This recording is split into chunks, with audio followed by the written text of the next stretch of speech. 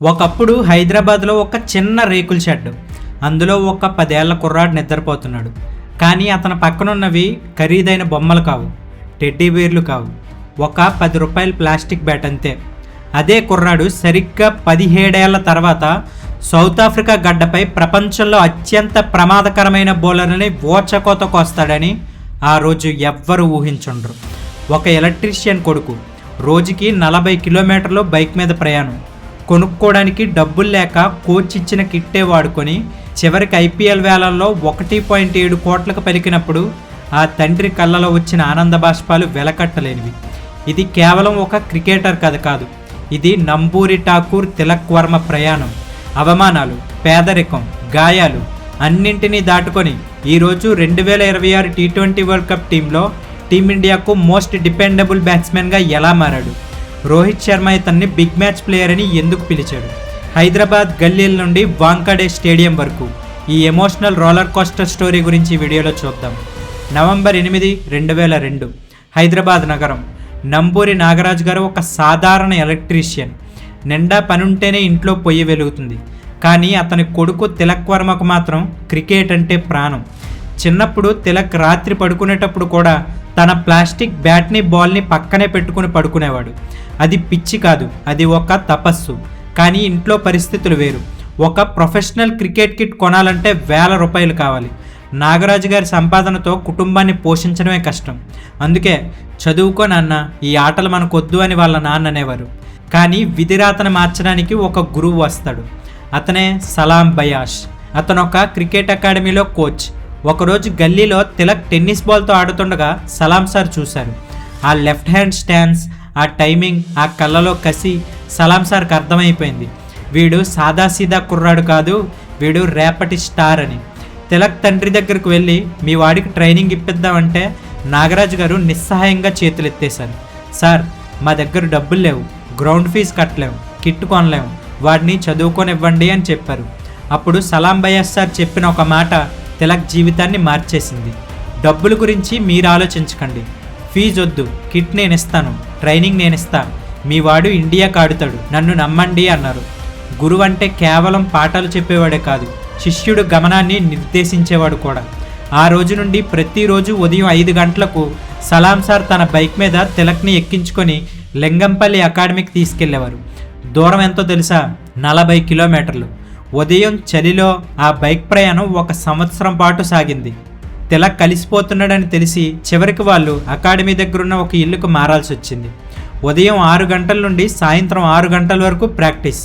తప్పు చేస్తే కోచ్ దగ్గర దెబ్బలు కూడా పడేవి. కానీ తిలక్ ఏ రోజు ఏడవలేదు. ఎందుకంటే అతనికి తెలుసు, తన తండ్రి కష్టానికి తన గురువు నమ్మకానికి ఒక్కటే సమాధానం, అది విజయం. కట్ చేస్తే 2018 నుంచి 19 రంజీ ట్రోఫీలో 16 ఏళ్లకే హైదరాబాద్ తరపున ఫస్ట్ క్లాస్ డెబ్యూట్. ఆ తర్వాత విజయ్ హజారే ట్రోఫీ, సయ్యద్ ముస్తక్ అలీ ట్రోఫీలో పరుగుల వరద పారించాడు. 2020లో అండర్-19 వరల్డ్ కప్ ఆడాడు.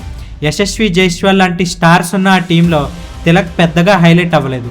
కానీ ముంబై ఇండియన్స్ స్కౌట్స్ కళ్ళు ఇతని మీదే పడ్డాయి. ఫిబ్రవరి 2022 IPL mega auction. Tilak Varma base price కేవలం 20 లక్షలు. వేలం మొదలైంది.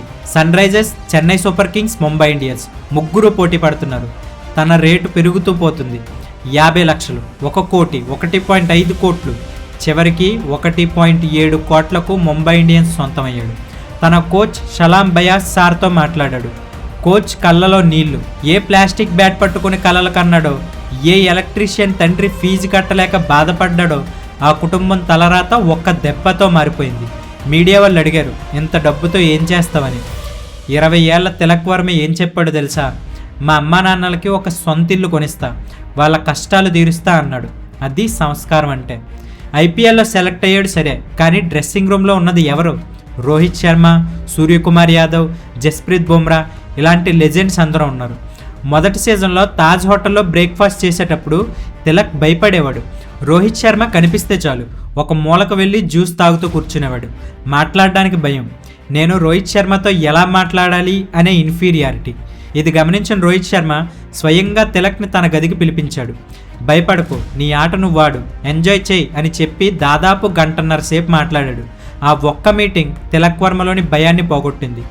రోహిత్ కూతురు సమైరాతో ఆడుకుంటూ వాళ్ళ ఫ్యామిలీలో ఒక ఫ్యామిలీ మెంబర్గా కలిసిపోయాడు. రోహిత్ శర్మ అతన్ని కేవలం ప్లేయర్గా చూడలేదు, ఒక తమ్ముడిలా చూసుకున్నాడు. అందుకే గ్రౌండ్లో రోహిత్ అంటే తిలక్కి అంత ప్రేమ. ఐపీఎల్లో పరుగుల వారి తర్వాత టీమిండియా పిలుపొచ్చింది. కానీ అసలైన తిలక్ వర్మ 2.0ని మనం చూసింది 2024 నుంచి 2025లో.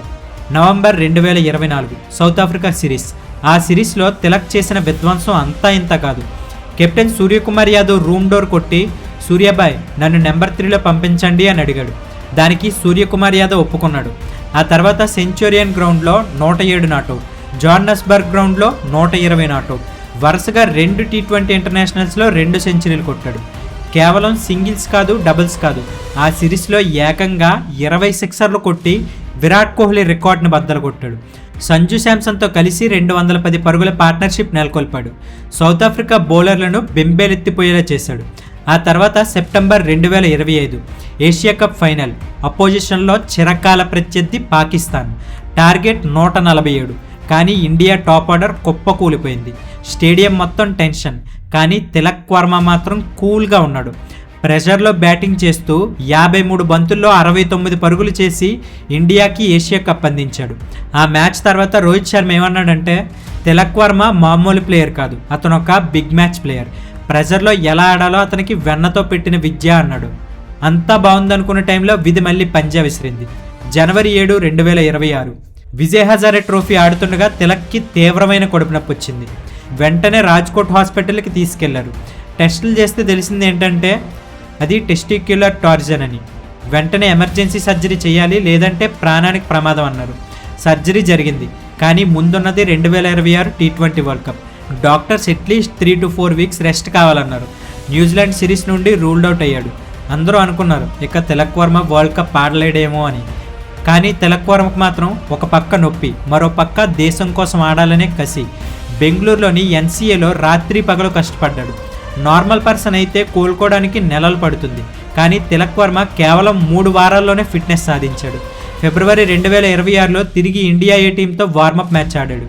సౌత్ ఆఫ్రికా మీద 45 రన్స్ చేసి నేను యుద్ధానికి సిద్ధమని చాటి చెప్పాడు. కానీ అసలైన యుద్ధం ఇంకా మిగిలే ఉంది.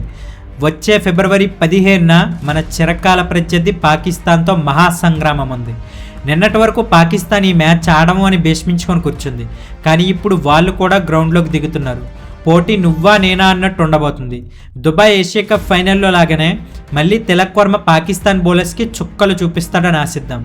ఒక ఎలక్ట్రీషియన్ కొడుకు, ఒక ప్లాస్టిక్ బ్యాట్, ఒక పాత స్కూటర్, ఇవేవి అతని గమ్యాన్ని ఆపలేకపోయాయి. ఎందుకంటే టాలెంట్ ఉంటే అవకాశాలు వెతుక్కుంటూ వస్తాయి, కానీ పట్టుదల ఉంటేనే చరిత్ర సృష్టించగలం. నంబూరి ఠాకూర్ తిలక్ వర్మ కేవలం రికార్డులు కొట్టే ప్లేయర్ మాత్రమే కాదు, అతను ప్రతి మిడిల్ క్లాస్ కుర్రాడికి ఒక ఇన్స్పిరేషన్. కష్టాలు వస్తాయి, గాయాలవుతాయి, కానీ మనం నిలబడితే ప్రపంచం మన కాళ్ళ దగ్గరకు వస్తుందని నిరూపించిన యోధుడు. 28 days 28 బయోగ్రఫీస్లో ఈరోజు మన డే 11. నెక్స్ట్ ఎవరి బయోగ్రఫీ చేయమంటారో కామెంట్ చేయండి. అండ్ అలాగే ఈ వీడియో నచ్చితే లైక్ చేసి మన వీడియోని ఎక్కువ మందికి రీచ్ చేయాలా హైప్ చేయండి. అండ్ ఈ వీడియోని మీ ఫ్రెండ్స్ అండ్ క్రికెట్ గ్యాంగ్కి షేర్ చేయండి. Thank you so much for watching.